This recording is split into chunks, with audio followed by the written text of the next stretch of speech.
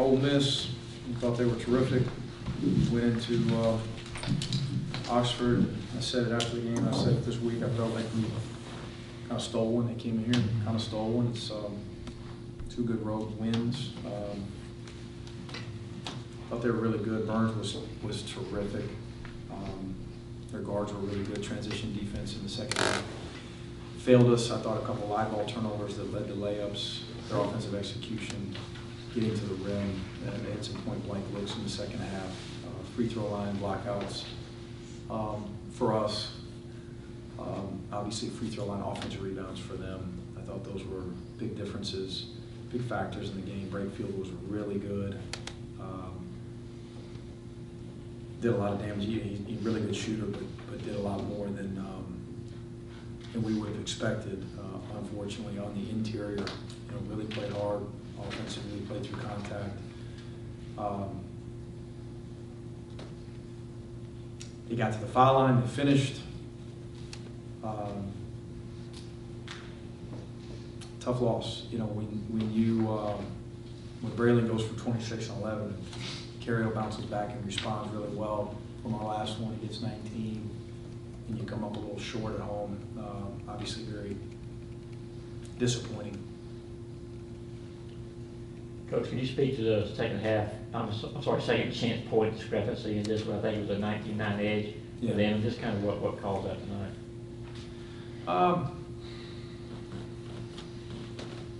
Our physicality on the interior, our finishing of stops, our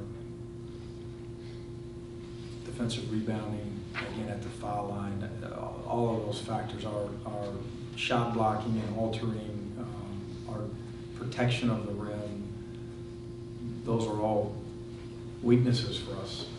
They just are. And we've got to continue to swarm to the ball. We don't have much margin for error defensively.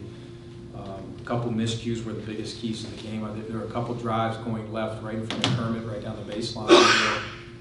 We work on it every day. We've been pretty good at that at times, and for whatever reason, we don't rotate. We rotate late, and my bad. Too many my bads.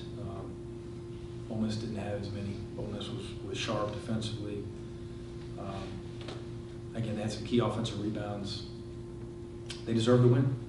Coach, offensively, just looking at the flow chart, I know a lot of this is out of continuity and circumstance, but Braylon didn't have any shot attempts, I don't think, in the last 8 minutes, and Carriel's last shot was outside of 6 minutes. I mean, those are, how much of that is you not, when I say you, your team not getting the ball to the hot hands versus Ole Miss's defense, maybe keeping it away from your 2 best offensive players? Yes, some of both, and also subbing offensively and defensively, trying to put some defensive lineups out there to give us a chance to play from behind, get stops, turn you over and press. But obviously, that's not the way you want to draw it up. We had a couple possessions where I thought we had Braylon on that right block right in front of our bench and didn't get it to him, and then we called something for Carriel where they got up and top blocked him and made him cut back door. So I thought they made an adjustment with him late. That said, though, you score 74 at home. Justin Hill's getting downhill, he's drawing fouls. MA's drawing fouls. We got converted a higher level down the stretch at the foul line. Our defense and our defensive rebounding failed us. Mentioning Justin, another game with him running the point, just what did you make of how he played tonight? Really proud. I mean, the first thing I look at with our point guards is that 7-to-1. He was +4. Ole Miss is long and athletic in the backcourt, and they pressure and they change defenses, and he goes 7-to-1, gets 13, played with a lot of confidence, was really vocal. He's growing as a leader. I'm happy about his development, proud for him. Any change with Terry to this point? Getting better, getting better. Hopefully pretty soon he takes that next step. You called the timeout with just over 6 seconds left, down 3. Is there a way to avoid getting fouled by the opponent? I mean, to get up a 3-point attempt there, is that something that y'all work on? Yeah, but, you know, potentially. Yeah, when you look at it, we probably could have gone a little bit longer, you know, probably could have thrown it a little bit longer, tried something different. Bunch of things we could have done a little bit better. Mike, you've been at this a long time. This 6 out of 7. I mean, I know you've gone through stretches like this other places. What's important right now? I don't think I have. You don't think you've lost 6 out of 7?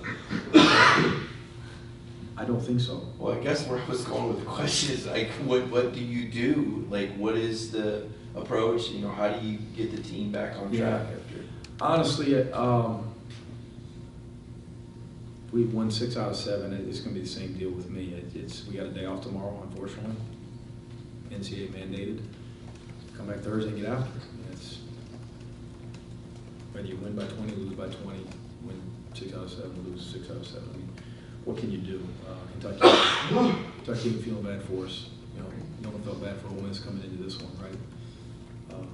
Got to continue to grow, get better, shore up some weaknesses, respond. That's what's in these guys' best interest in hoops and in life. How do you respond? I thought we had a couple of live ball turnovers where we're looking at the ref and wondering, you know, what happened there? And you're a step late in transition defense. That's not the correct response in this league. And we've talked about it a lot. And we've got to be better in that area. Mike, off topic, Josh Brooks was talking today about changing the seating next season in Stegman with the students closer. What was your input with that? You know, what do you think it'll make a better atmosphere? Yeah, absolutely. Yeah, definitely. Just try to move some people around into different places. I don't have all the details in front of me. We've talked about it at length a few times, and I know our administration's been really receptive and committed to giving us as much advantage as we can attain here in the Steg. And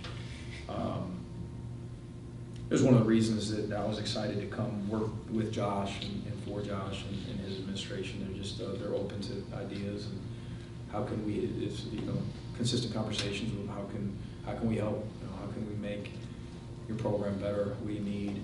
And so I'm appreciative, and I think that it'll increase the environment and give us even more advantage at home. That's it.